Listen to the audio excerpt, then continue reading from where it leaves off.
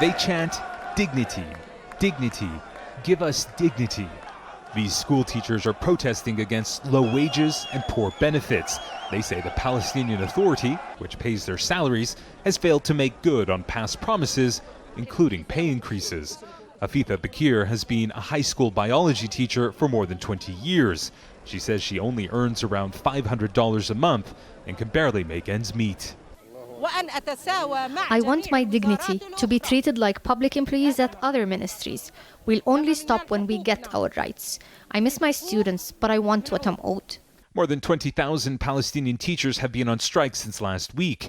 It's affected about 1 million school children. At its core, this strike is about the Palestinian Authority's failure to implement an agreement that was put in place nearly 3 years ago.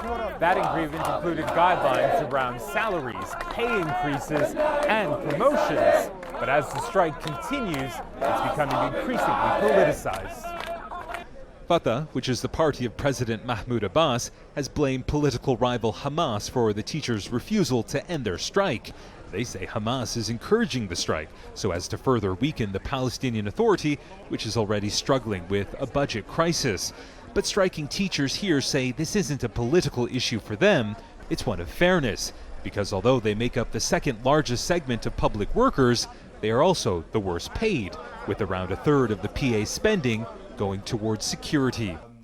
Jamal Najani is in charge of communications for the Prime Minister's office.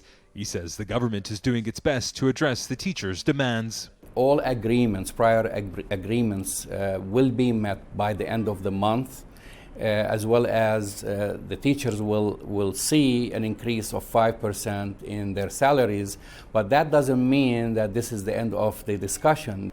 On Sunday, the head of the Palestinian Teachers Union resigned after he was accused of siding with the government.